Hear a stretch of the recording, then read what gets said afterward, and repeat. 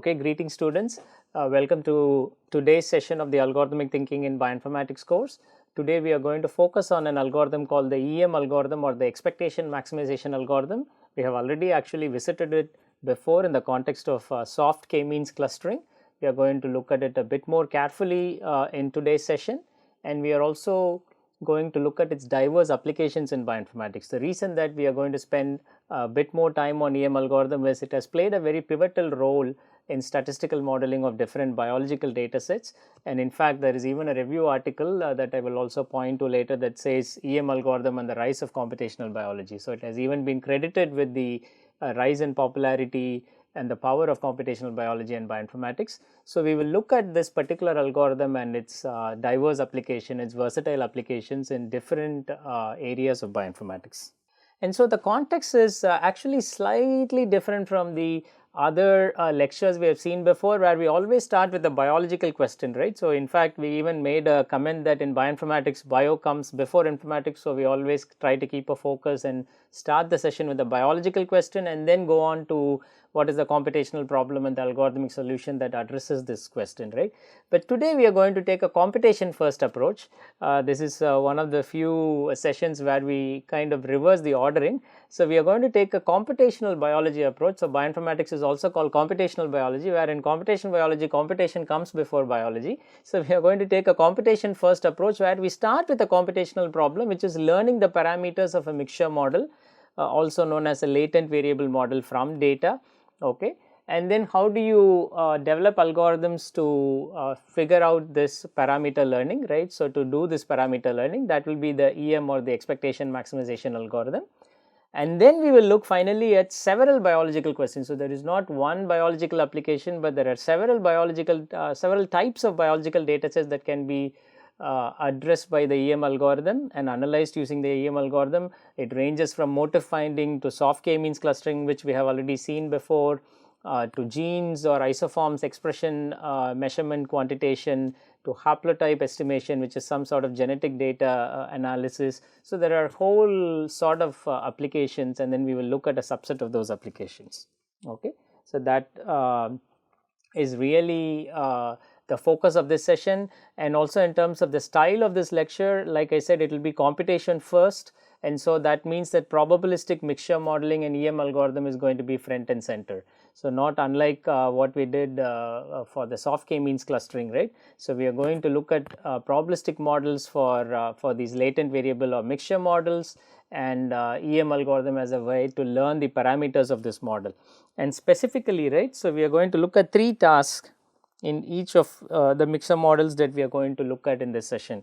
So for each of the mixture model that we will introduce to analyze a particular biological data in this session, we look at the model as a generative modeling. How will the model generate new data?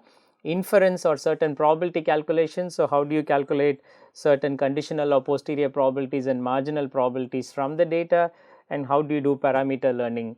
How do you learn the parameters of this mixture model, also known as this latent variable model from data, right? So for each of the applications, we look at these 3 concepts, and also when introducing the algorithm, we will give background on these 3 tasks that you can do with the mixture model. Okay. So once we are we understand these 3 tasks, we can propose an EM algorithm as a generic methodology or a tool to learn the parameters of a mixture model from data for the 3rd task here, right? So especially the maximum likelihood estimation of these parameters, right? So MLE is a generic approach to learn the parameters of any model, including a mixture model, and EM algorithm is an algorithm to learn the MLE parameters of any given mixture model. Okay. And then we will apply this generic EM algorithm to analyze various types of biological data sets, and the types of biological data sets that can be analyzed, that are amenable to analysis with this EM algorithm, right, are data sets that generally have missing or incomplete data or some kind of corrupted data, and you want to recover or complete this data set, right, recover the correct data or recover the complete data set from the missing or incomplete data, right. And then some kind of data set where you have hidden clustering structure or hidden patterns in the data, right, to aid yourself in new knowledge discovery, right. So to derive new biological insights from these data. So this is kind of the style, and then the main sources are this: what is the expectation maximization algorithm from Doe and Batsaglu in 2008, right, published in 2008, and then this paper that I already mentioned, this EM algorithm and the rise of computational biology, where they argue that EM algorithm is a cornerstone of how statistical modeling, rigorous statistical modeling can be used to address very different biological questions, several biological questions, right. And so that's by Fan, Yuan and Liu, and that will be cited as FYL 10 in the bottom right of each slides, okay, that where we use that material or figures from that particular review papers on EM algorithm and its applications in bioinformatics or computational biology. There are other sources we will also be using. So, David J. McKay's book for maximum likelihood estimation, and then the Stanford probabilistic graphical model scores for some descriptions of the EM algorithm. Okay. Let us try this computation first approach, where we are going to look at the EM algorithm front and center, and then we will look at the various bioinformatics applications of the EM algorithm, right. And in order to carefully look at the EM algorithm, look at the description of the EM algorithm and then understand its correctness or its behavior, we will have to review our understanding of mixture models, also known as latent variable models, okay, MM or LVM, right. Let us look at that first before we look at the EM algorithm pseudocode and its analysis. We have already seen an introduction to mixture models and latent variable models earlier during our introduction to soft k-means clustering, and so this would be mainly reviewing those concepts and in a slightly different manner. So, there we used an example. Here we will just review it in a generic fashion. So, we have some latent variables in the model Z which are hidden or latent or not observed, unobserved, right. And then using that latent variable, we are going to generate your data points x, right.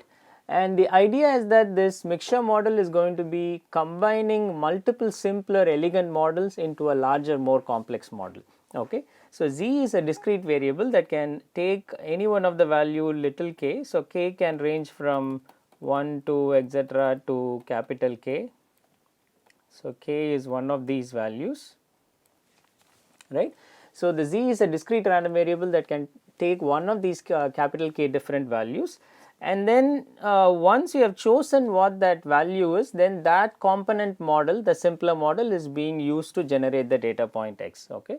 So, once Z is k, then this is generated according to this distribution, probability of x given Z equal to k, okay, and that is this probability of x from model k. I may say that this is model k generating the data, okay. So, you have simpler elegant models, k different models, m capital K, right. So, m1, m2 etc. m capital K different models that are all mixed in proportions p of z equal to k, right. So, that is the prior probability that z takes the value one of these values, one of these k capital K different values, right. So, and once you choose a particular value, let us say this is k prime, then you just say that what is probability of x given Z equal to k prime, or what is probability of given x given the model k prime generated the data, okay, all the parameters from the model k prime, okay. So, then each one of them I can also call it as pi k, I can define it also to be pi k. So, then there is a pi 1 probability with which model M1 generates the data, pi 2 probability with which the model M2 generates the data, and then pi capital K probability with which the model MK generates the data, right. And that exactly is all these simpler elegant models that are mixed together in these mixing proportions pi 1, pi 2 through to pi k, which are all probabilities, non-zero, they all add up to 1, right. And so, for this particular model, then you have the joint distribution p of x comma z is given by this p of z, which is this pi z, right, and then p of x given z, which is this p of x given the model z that is generating this data, okay, and mz is essentially the parameters that specify this model z, okay. And then the marginal then is going to be just simply this sum over all the values that k can take, right, or k prime can take from 1 to capital K, and then this will be pi k prime, and you have probability of x given z equal to k prime, right. This is going to be a marginal, right, and so that essentially is a mixture model. And why do we include variables that are always unobserved or hidden or latent in the model? Because you only observe this data, right? So, this is the only thing that is observed, by the z is always unobserved or hidden or latent, right? So, why do we want to have a model where you have some random variables which are never observed at all, right? And so, this is a natural scenario when you have some missing data in your observed data set, or when some data is corrupted or it is incomplete, right? And there are many cases in biological data sets where you may have missing data or corrupt data or incomplete data, right? So, those cases we can use mixture models or these latent variable models to model such data sets. And also you may intentionally add these latent variables even if there is no concept of missing data, right? When you are doing your experiments and measuring some variables, even if there is no missing data, you may still want to add a latent variable intentionally to the model to capture hidden patterns or structures in the data. In our context of soft k-means clustering, we saw that these different components, so these are all called the component models, right? Each of your component model corresponds to a particular cluster, right, in k-means clustering, where k is your total number of clusters, right? So, the components are all corresponding to the clusters that we want to find from the data, and so that is another reason you may want to model these hidden or latent variables, because you know that there are all these k clusters there, but you do not know which data point belongs to which cluster, right? So, the labels of each data point, which cluster a data point comes from, is not known to us, okay? And then that is the whole point of this unsupervised learning setup, this clustering setup, where we want to cluster the group of n data, cluster the n data points into k groups, right, k clusters. So, that is a scenario where mixture model again comes in very handy, okay? And what are some of the mixture model or latent variable model tasks, right? So, we saw that there are three main tasks that we can do with it for the purposes of our understanding of mixture model. So, one is a generative model, right? So, you can generate independent and identically distributed data from the model parameters, right? Here in this particular case, your model parameters is represented by theta. This theta can be a set of different parameters, right? So, this theta can be all the parameters pi 1, pi 2, etc. to pi capital K. These are all the probabilities that add up to 1. So, these are all the parameters for specifying the prior probability of P of z, right? And then you can have for each of the models M1, M2, etc. to Mk, right? You can have some set of parameters for each of those models, right? Each of these are the simpler models. So, M1 I may call it as theta 1, some set of parameters were theta 2, and then I have theta capital K. This is my whole set of parameters. If I know all of these parameters, then I can generate the data set x1, x2, etc. to xn, right? Some people also call this dn, right? Data set with n data points, capital N data points, like we saw in our soft k-means clustering, right? And then, so the way you generate it is in two steps, right? The first step is that you sample your z, right? So, you are essentially saying that I am going to sample my z1, that random variable, then based on that I am going to sample x1, okay? And then similarly I am going to sample z2 for the second data point, and once I have sampled it I can sample x2, okay? So, that is the second data point, and all the way down to I have sampled zn, using that I sample xn, right? So, this is how you will sample, and how will you in a bit more detail, right, how will you sample each one of them exactly. So, you throw a k-sided die where each side will come up with probability pi k, okay? The kth side will come up with probability pi k. So, you have these pi 1, pi 2, pi 3 to pi k numbers. So, you have a k-sided dice that are loaded with these different probabilities, and then you roll it and you get a value between 1 and capital K, right? And that, let us say, value turns out to be k prime, and that is said to be this Zn. Okay, and once you know the Zn and that value k prime, I know that I have to choose from a particular model mk prime, right, and that will have theta k prime as my set of parameters, right. So, then this model k prime, theta k prime, where you have this probability of x given theta k prime, right, that model k prime, that distribution then is used to sample a data point xn. Okay, so that is what the generative view of a mixture model or a latent variable model is. Okay, you can also now then, once you have generated the data, you can throw away the z's, and only x's are usually observed, right. So, the z's are all latent. So, you can throw away the z and only have the x's. you have now lost the information on whether each x is coming from which label, right. So, which of the component M1, M2 etc. to the model k, right, which of these models are generating each data point, that information is typically not available to us, and so in the generative model you can generate it and also throw out the z's and only keep the x's. Okay. But once you have the observed data x, right, then you can ask for the responsibility of the different components for a particular data point xn, right. So, that is defined by this rk of n, right. So, you have what is the probability that the latent variable is k, right, what is the probability that the component model k, the kth component model generated this generated this particular data point xn, right. So, what is the probability that z equal to k given x equal to xn, and then all the parameters again in the inference we assume that they are known. Okay. All of these parameters are known to us, okay, this theta. And by simple Bayes theorem, right, you can write it down as what is the probability that x is xn and z is k, right, that is going to be pi k into this conditional probability x is xn given z equal to k, right. And then the denominator is going to be the probability of x equal to xn, right. You have to average out over all the uncertainty, right. So, because we do not know which component generated this xn, we have to sum over all the values k prime equal to 1 to k, and then whatever is in the numerator you just copy it into the denominator and replace k with k prime, right. So, this will kind of sum over all the probabilities that the data point is generated by cluster 1 or component 1, component 2, component 3 and so on till component capital K, right. So, that is a standard application of Bayes theorem to compute this posterior or responsibility vector, right. So, this rk of n for different k you can compute it, and that will give you the responsibility vector for data point n, right. And then this also known as a posterior, because you have observed the data and then you are asking about some hidden variable, right. What is the probability of the hidden variable given that I have observed some data. So, this is a posterior probability, right. And you can also look at the marginal probability, right. So, the marginal probability, so this is called, like I said, responsibility or responsibility vector or posterior probability, right, and this will be your marginal probability.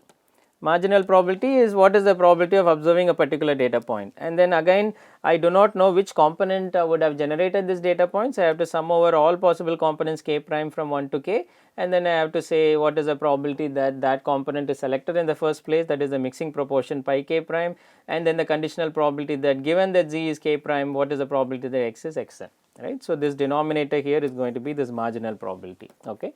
And you can also view it as a likelihood of the theta given that you observe this set of data points, okay, this particular data point. And once you have these two steps understood, right, now we may be interested in learning theta. So, in both of these steps we assume that we know theta, and then we are trying to generate the data, we are trying to calculate these different probabilities, right, posterior or marginal probabilities.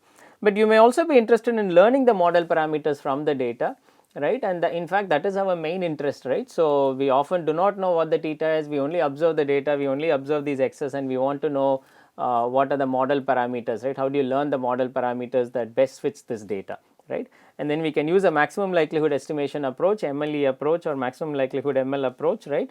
And we use the EM algorithm to do this because of the following. You have the theta hat ML, you want the best that is argmax over theta p of x comma theta, right, and this x stands for all of your x's x1 to xn, okay.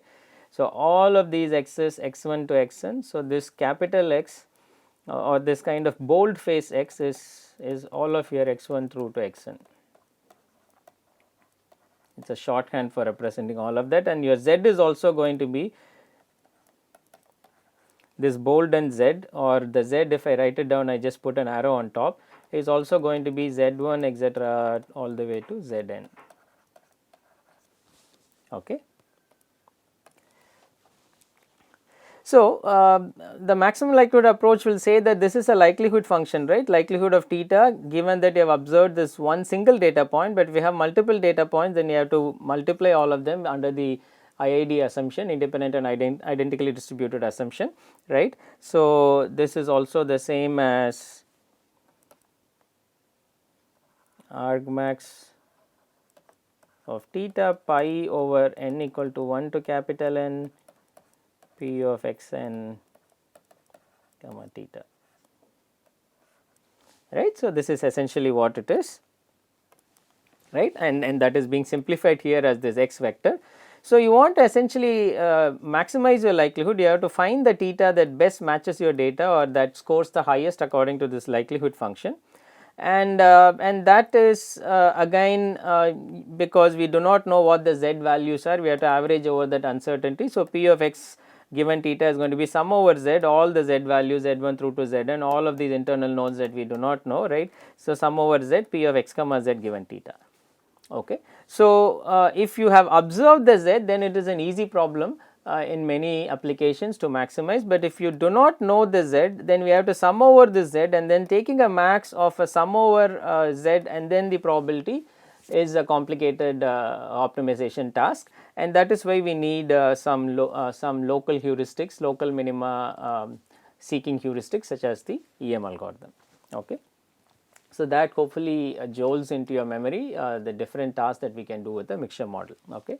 And we can also look at the example, this mixture of two 1D Gaussians, to see how these three steps are done in a mixture of two 1D Gaussians. The theta is going to be, this is your model 1 parameters, this is your model 2 parameters, both of them are simple 1D Gaussians, and this pi 1 is going to be the mixing proportion.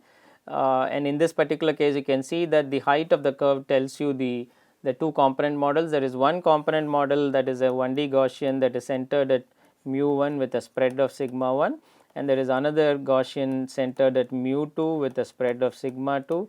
So, this is your model 1 and this is your model 2, and both of these simpler models are then mixed together with this probability pi 1 for this and pi 2 defined as 1 minus pi 1 for this second model, the right hand side model, right.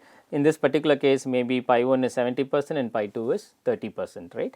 And if you want to generate the data, then you toss a coin which has a probability pi 1 70% of coming up heads and pi 2 30% of coming up tails, and you keep tossing the coin, and that will give you all the zns, right. So, you first toss the coin, maybe you get m1, so that is the left side component, and then you generate the data around this mu 1. So, this is where the mu 1 is and this is somewhere where the mu 2 is, right. And so, you generate this first data point, right, and that has a component label of 1, right. Maybe you throw the coin again and then you may get this second data point, right. Your component label is again 1, and so you draw from this normal distribution, right. So, this generation is, there is this step A where you sample z according to this coin toss, right, zn according to this coin toss, and the step 2 is you sample xn from this normal distribution of mu zn comma sigma zn squared, right. So, this is just a standard normal distribution, right. And so, the second data point could also get z2 could be this 1 value 1, that means that it is coming from model 1, right, and then you draw another sample from this normal distribution with mu 1 mean and sigma 1 squared as variance, right. So, you may get this point. So, this may be the first point, this may be the second point. The third time you could toss the coin, right. So, that may be turning out to be tails, then you know that you want to draw from the third component, and so you draw from normal of mu 2 comma sigma 2 squared, right, and this may be the third one, right. So, third data point where the component label z3 is 2, right, and then you are drawing from this particular distribution model 2, right. So, normal of mu 2 comma sigma 2 squared. So, that is the generation step. The inference step is again exactly the same formulas as before, right. So, you have here pi k, pi 1 and pi 2 here in our particular case, and we have probability of x equal to xn given z equal to k, right, and this particular probability when you have a continuous distribution, right. So, this probability is what we need to specify now. This is a 1D Gaussian, right, and so in a 1D Gaussian, so by probability we mean actually the probability density function, right. For discrete variables it is the probability mass function, but when we denote p here it indicates the probability density function for a continuous random variable x. So, then this is going to be simply the normal PDF, right, evaluated at xn and whose parameters are mu k and sigma k square, right. That is the standard normal distributions PDF function, right. And that is exactly this. And so, once you put this normal PDF, this 1 over sigma root 2 pi e to the power minus x minus mu whole squared over 2 sigma squared, right, but then with the mu and sigma being mu k and sigma k squared, and the data point x being x of n, right. So, evaluated at x n, then you will get this responsibility of posterior probability and the marginal, which is the denominator of this, right. So, that gives you the inference calculations for this normal distribution, and finally the learning part, right. Because the inference will tell you what this marginal probability is for a particular data point, right, and you can multiply it across all the different data points, and then you will get the overall likelihood p of x given x given theta, right. And so, this likelihood as a function of theta given all the data points x, right, and that essentially becomes this argmax sum over z p of x comma z given theta. Okay. So, there is nothing new to show here. You just have to plug in your likelihood from this model, and that will and maximize that with respect to theta, and that will be the learning task 3. Okay. So, I hope that illustrates for this particular example that we have already seen before in the context of soft K means clustering, right, how to do these 3 different steps with a mixture model. Okay. So, we are now equipped with the background about mixture models, the 3 tasks that we can do with a mixture model, namely the generative modeling part, the inference part, and the parameter learning part using a maximum likelihood approach.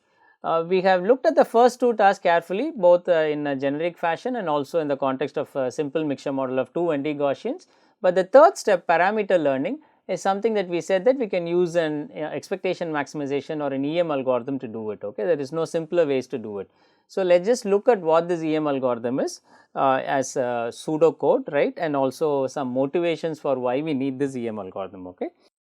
Okay. So, our goal is to do parameter learning of a mixture model, right, using the MLE approach, maximum likelihood estimation approach, right, and we have already seen that theta hat ML is the maximizer, right, the theta that best fits the data, right, that the theta that has the highest p of x given theta, this marginal likelihood, right, and maximizing a function and the log of the function will give you the same result, right. So, this z, this capital Z or kind of a bold Z that is shown here corresponds to the labels of all of your data points, which component generates that data point, right. So, because we do not know that, we do not observe it, we have to sum over all this uncertainty z, z1 through to zn, and then do p of x comma z, this joint probability given theta. Okay. So, this is what we want to look at, and because of the sum over z, the likelihood surface is complicated. You do not have a simple one mode and so on. So, you have these multiple modes, and there is no easy closed form solution to figure out the optima of this likelihood or log likelihood function. Okay. Whether it is the likelihood function or the log likelihood function, the landscape is similarly complex. Okay. And then just to clarify here, right, because each of these x and z are bold faced, right. So, p of this bold face x given theta, right, is going to be the product of all the individual probabilities, right, for each of the individual data points, and then each of these individual data points again has this sum, where the z of n goes from 1 to capital K, all the component labels that could have generated this data point, and p of x n comma zn given theta. Okay. So, that is what we mean by this p of x given theta, and this sum over z being sum over all these different values that z can take. It can be simplified to this. Okay. And whether we look at it in this form or in this form, the difficulty of doing this optimization remains the same. Okay. And the difficulty is that there is a log of a sum.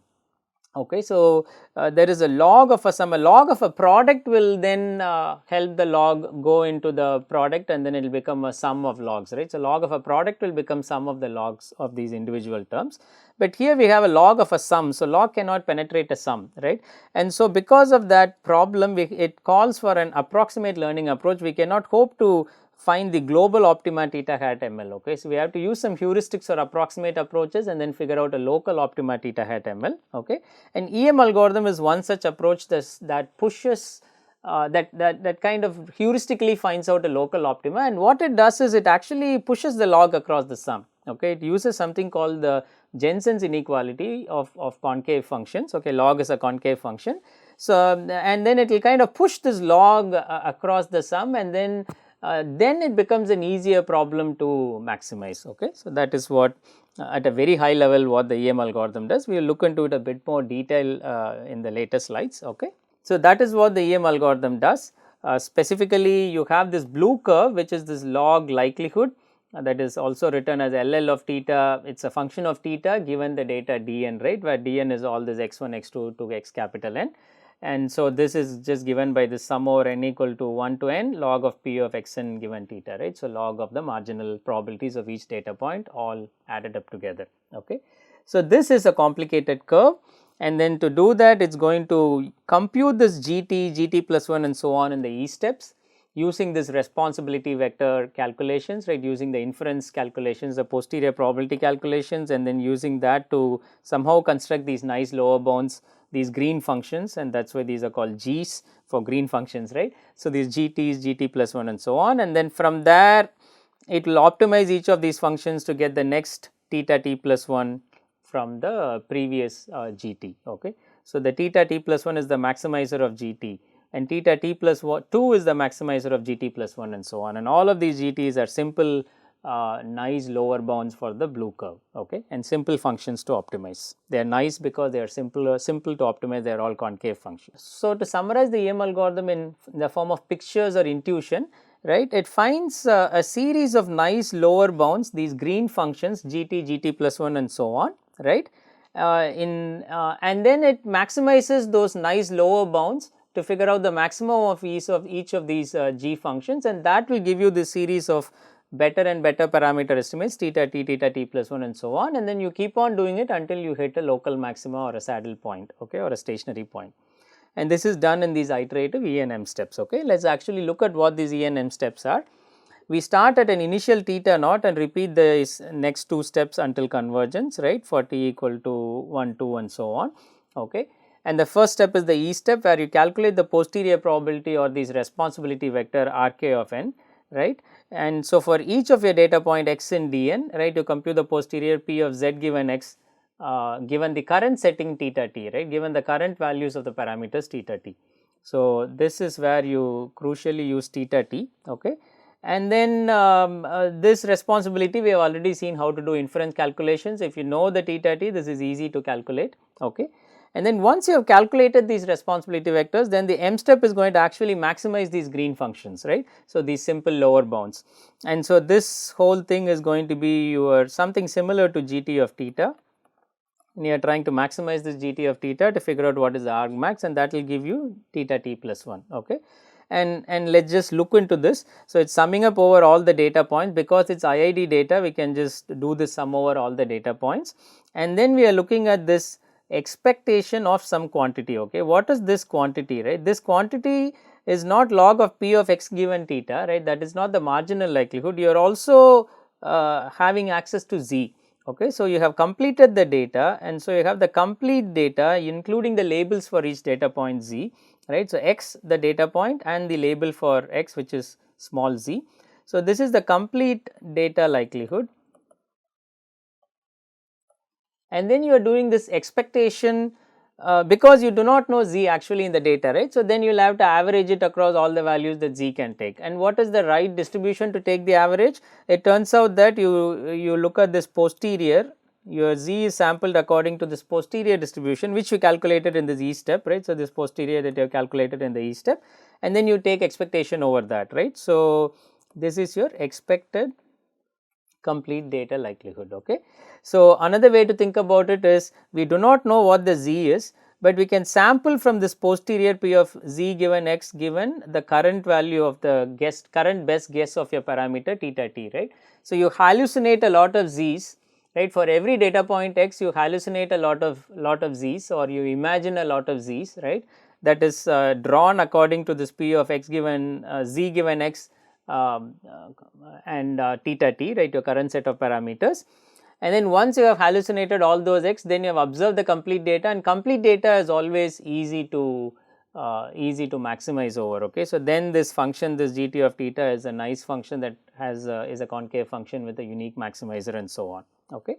So, you have essentially the expected complete data likelihood summed over all your data points, and that is what you are maximizing, and then you get your next value theta t plus 1 and you repeat it, okay. This is the EM algorithm in a code version.